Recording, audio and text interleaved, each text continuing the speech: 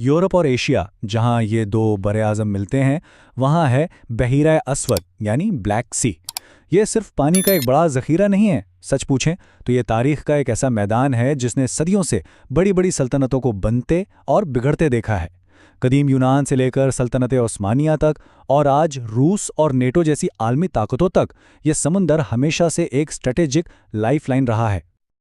लेकिन यहाँ एक सवाल जहन में आता है, ये समंदर तो चारों तरफ से खुश्की में घिरा हुआ है, एक लैंडलॉक्ड सी है, तो फिर ये रूस के लिए इतनी ज़्यादा अहमियत क्यों रखता है? आखिर ऐसी क्या खास बात है इसमें जो इसे रूस की बका के लिए इतना ज़रूरी बना देती है? चलें, आज इसी सवाल का जवाब ढूंढते हैं। अच्छा, इसकी अहमियत को समझने के लिए सबसे पहले इसके जोग्राफिया को देखना होगा, क्योंकि इसकी लोकेशन ही ऐसी है जो इसे रूस के लिए एक तरफ तो एक कीमती लाइफलाइन बनाती है और दूसरी तरफ एक बहुत खतरनाक जाल भी। देखें, बहीरा अस्वद रूस को दुनिया के बाकी समंदरों तक पहुंचने का वाहिद गर्म पानी का रास्ता देता है। ये एक बहुत बड़ा गेटवे है, लेकिन इसी गेटवे के साथ एक बहुत बड़ा मसला जुड़ा हुआ है। इससे बाहर निकलने का जो वाहिद रास्ता है ना, वो एक ऐसे मुल्क के कंट्रोल में है जो नेटो का एक अहम रुकन है, और वो मुल्क है तुर्की। अगर आप नक्शे पर देखें तो बहरा अस्वद के साहिल पर कुल 6 ममालिक हैं, लेकिन रूस के लिए परेशानी की बात यह है कि इनमें से 3 यानी तुर्की, बुल्गारिया और रोमानिया उसके सबसे बड़े फौजी हरीफ नेटो के मेंबर्स हैं। ये जुग्राफियाई हकीकत रूस को एक तरह से घेर लेती है। और ये सारा चैलेंज एक जगह पर आकर इकट्ठा हो जाता है, आबनाए बॉस्फोरस और डार्डिनेल्स। ये तंग समंदरी रास्ते, जिन्हें चोक पॉइंट्स कहते हैं, वो वाहिद गेटवे हैं जो बहरा अस्वद को बाकी दुनिया से जोड़ते हैं, और ये मुकम्मल तौर पर तुर्की की हुदूद में हैं। मतलब आसान लफ्ज़ों में कहें तो बहरा अस्वद के ताले की चाबी अंकारा के पास है। अब सवाल यह है कि ये रास्ता रूस की मईशत और फौज के लिए इतना अहम क्यों है? वजह बहुत सादा है। रूस की वो बंदरगाहें जो सारा साल खुली रहती हैं, जहां पानी गर्म रहता है और बर्फ नहीं जमती, वो यहीं पर हैं।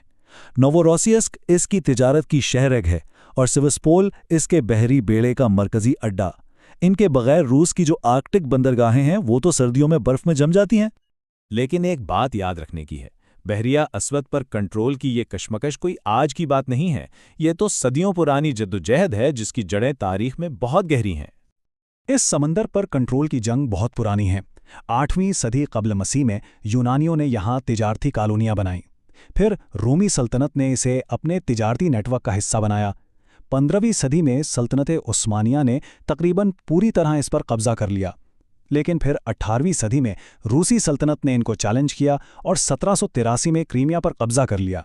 और 20वीं सदी में तो ये इलाका 2 आलमी जंगों और फिर सर जंग का एक अहम महाज बनकर रह गया। चलें, तारीख से निकलकर अब जरा आज की मईशत पर नजर डालते हैं। देखते हैं कि इस समुंदर पर कंट्रोल का मतलब आज के दौर में क्या है, खास तौर पर रूस के लिए। जरा इस अदद पर गौर करें, 30%। रूस की कुल बरामदात यानी टोटल एक्सपोर्ट्स का तकरीबन 1/3 हिस्सा, जिसमें उसकी सबसे कीमती चीज यानी तेल और गैस भी शामिल है, इसी समुद्री रास्ते से दुनिया भर में जाता है। ये वो अरबों डॉलर की लाइफलाइन है जिस पर रूसी मईशत चलती है। और बात सिर्फ तेल और गैस की नहीं है। रूस और यूक्रेन, जिन्हें दुनिया की ब्रेड बास्केट भी कहा जाता है, दुनिया भर की गंदम की एक्सपोर्ट का 30% हिस्सा यहीं से भेजते हैं। और ये सारी तिजारत बहीरा अस्वद के जरिए ही होती है।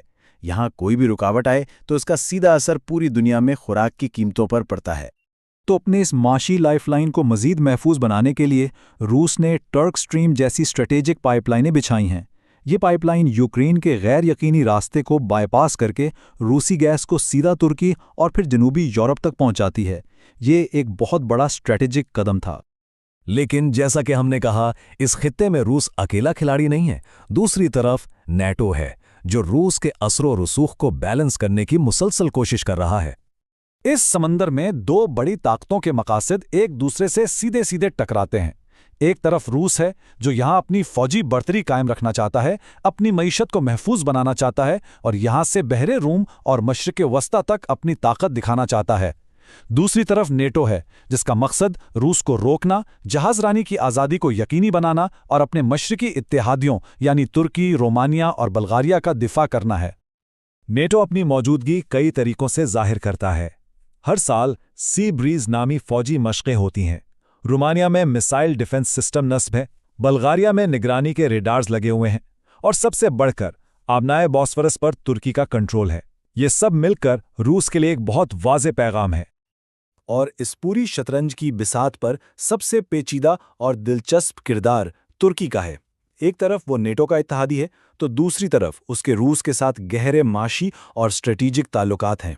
अंकारा एक बहुत ही नाजुक रस्सी पर चल रहा है, जहां उसे नेटो और मॉस्को के साथ अपने ताल्लुकात में एक तवाज़ुन कायम रखना पड़ता है। तो इन तमाम तारीखी, माशी और फौजी पहलुओं को अगर हम जोड़कर देखें तो आज इस खित्ते की जियोपॉलिटिकल अहमियत क्या बनती है? हकीकत यह है कि 21वीं सदी के दो सबसे बड़े जियोपॉलिटिकल वाक़यात 2014 में क्रीमिया का इल्हाक और 2022 में यूक्रेन पर हमला, इन दोनों का आगाज़ इसी बहरे अस्वद से हुआ और इनका मकसद भी इसी समंदर पर कंट्रोल हासिल करना था। ये बात उसकी अहमियत को बिल्कुल वाज़ेह कर देती है। एक तज्जियाकार ने सूरत हाल को बहुत खूबसूरती से एक जुमले में बयान किया है कि रूस के लिए बहरे अस्वद सिर्फ एक समंदर नहीं बल्कि उसकी बका की ज़मानत है। ये एक जुमला रूस के पूरे नुक्ते नज़र का खुलासा कर देता है। तो आखिर में सवाल यही रह जाता है कि जैसे जैसे आलमी ताकतों की ये कशमकश बढ़ रही है, क्या ये कदीम समंदर एक नए आलमी तसादुम का अगला मरकज़ बनने वाला है? इसका जवाब शायद हमें आने वाला वक्त ही देगा।